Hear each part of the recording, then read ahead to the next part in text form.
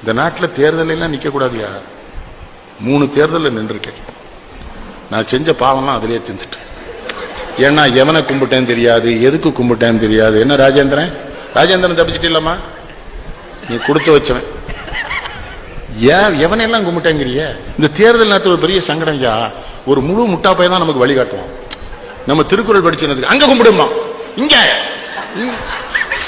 கும்பிடலன்னா கோபப்படுவான். ஏன் தேர்தல் நின்று அவன் கேட்கான், அவன் நம்மளை நிறுத்தின மாதிரி. ஒரு தெருல 20 அம்மன் கோயில் இருக்கியா, தெரு மணி அடிப்பான். நல்ல சகுனம் தான். நம்ம துட்ட கொடுத்தா மணி அடிக்க சொல்லியிருக்கான். எல்லா அந்த பூசாரி என்ன பண்ணுதான், ஆன்னு ஒரு கொட்டாய் விடுதான். உன்னை இவன் சொன்னா அம்பாள் வந்துட்டான்னா. நான் சொன்னேன், நுரையீரலுக்கு காத்து போலேன்னா தான் கொட்டாய் வரும். ஓ மூடியா, அதான உண்மை. நுரையீரலுக்கு காத்து போலேன்னா என்ன மணி கண்டேன். சரி, நம்ம அம்மனெல்லாம் கும்பிட்டாச்சு. இவன் பாதி கண்ணீர்ல கண்ணில் ஊதிய போட்டு எல்லாம் பண்ணி. இந்த கிறிஸ்தவ நண்பர்கள் வந்து சும்மா இருக்கானா? பிஷப்பை பாத்தீங்களா? பார்க்கல. எதுக்குன்னு அவர்கிட்ட 10,000 ஓட்டு இருக்குன்னா. அப்ப சாயங்காலம் போய் வாங்கிட்டு வந்துருவோமே. நீ உருப்படவே மாட்டாங்க. இருக்குன்னு சொன்னா வாங்கிட்டு. நான் பிஷப்பை பார்க்க போயிட்டேன். நமக்கு நம்ம சாமியார்னா கும்பிட தெரியும், பிஷப்பை கும்பிட தெரியுமானே. போனோன்னே எப்படின்னு கேட்டேன். அந்த மண்டி போட்டு அந்த மோதிரத்தில் முத்தம் கொடுக்கணும்னா. நான் முத்தம் கொடுத்தேன், அது எச்சியா இருந்தது. பிஷப்கிட்ட கேட்டேன், என்ன சாமின்னு. அந்த வேட்பாளர் இப்போ தான் முத்தம் கொடுத்துட்டு போனான். துடைக்குன்னா நீ வந்துட்டேன்னாரு. அப்பதான் கேட்டேன், எத்தனை வேட்பாளர் வந்தான்னு. 10 வேட்பாளர் வந்துட்டான்னு. அப்போ ஓட்டு 10,000 1000 பிரிஞ்சுட்டு இது நமக்கு கிடைக்காது. வெளியில வந்த உடனே இன்னொரு வக்கீல் வந்தான், ஃபீலிக்ஸ் பண்ணான்ற உடனே. பிஷப் பாத்தீங்களா? பார்த்தேன்னு. யோ அது ப்ராட்டஸ்டன்ட் பிஷப். கேத்தலிக் பிஷப் பார்த்தேன்னா எனக்கு சந்தோஷம். ஓ நம்மள மாதிரி இவனையும் பிரிவிற்கு போல இருக்கு. மனுஷனுக்கு எச்சி புத்தி. கேத்தலிக் பிஷப்ட போனா இந்த எலெக்ஷன் நேரத்தில் துன்பப்படுத்தாம பார்த்தீங்களா? நின்னா தான் இந்த துன்பம் தெரியும். 4 பேர் நிக்கான். அவர் பாவமன்னிப்பு கூண்டுக்குள்ள இருக்காரு. அங்க போய் ஓட்டு கழுங்க. ஏல ஒரு பாவமன்னிப்பு கூண்டுல இருக்காரு. அண்ணாச்சி நேரம் இல்ல, இன்னும் 5 ஊருக்கு போனோம்ட்டான். நான் டக்குன்னு போய் மண்டி போட்டு, சாமி நான் இந்த தொகுதியில் காங்கிரஸ் வேட்பாளராக போட்டிடுறேன். அவர் உடனே பரமண்டலத்தில் இருக்கிற பிதாவே, இந்த பாவி தேர்தல் என்கிற பாவக்களத்தில் காங்கிரஸ் கட்சி வேட்பாளராக நிற்கிற காரணத்தினால் இவனுடைய பாவத்தை ஏற்றி இவனை மன்னிப்பீராக. நான் என்ன பண்ண முடியும்? ஆமென் என்று சொல்லுவேன்.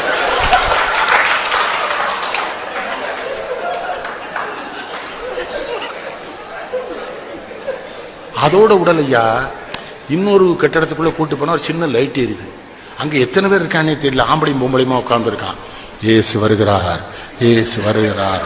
நான் சொன்னேன், அவருக்கு தான் நம்ம தொகுதியில ஓட்டு இல்லையே, அவர் ஏன் வர? அங்கே ஒருத்தர் சும்மா இல்லையா.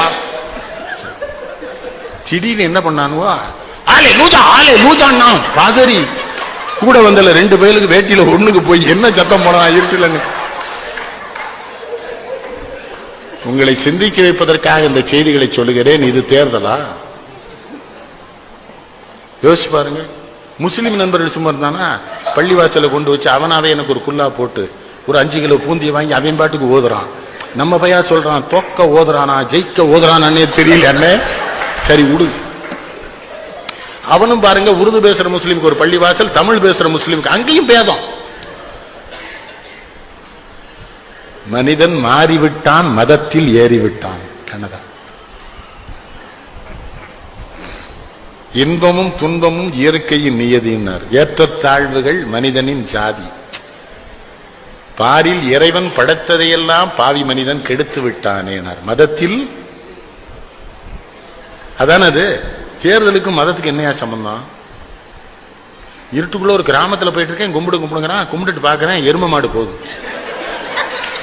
நம்ம திருக்குறளை படிச்சு தாலியை போட்டு அறுக்கவா? இல்ல எரும மாட்டை கும்பிட விடுதே இல்லைங்க. மாட்டின் சொந்தக்காரர் எத்தனை மகிழ்ச்சி அடைவார். செருப்பால் அடிச்சிருவான். அவன் என்ன நினைப்பான்? மாட்டுக்கும் மனுஷனுக்கு வித்தியாசம் தெரியாதவே வேட்பாளரா?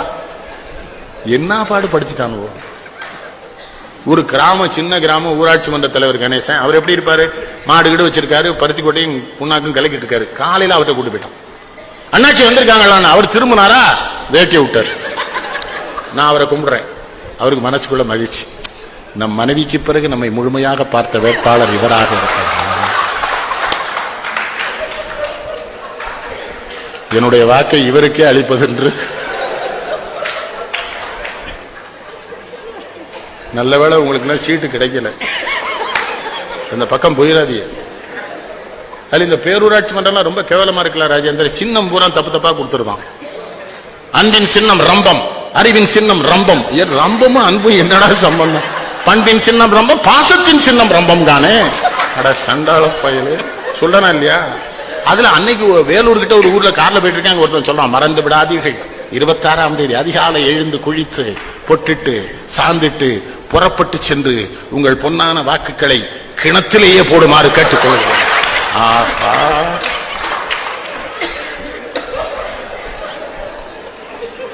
உலகத்திற்கு ஞானம் தந்த நாடு இந்தியா என்று பெருமை பேசுகிறோம். ஆனா உள்ளூர்ல ஒரு தேர்தல் நம்ம இவ்வளவு கேவலப்படும்.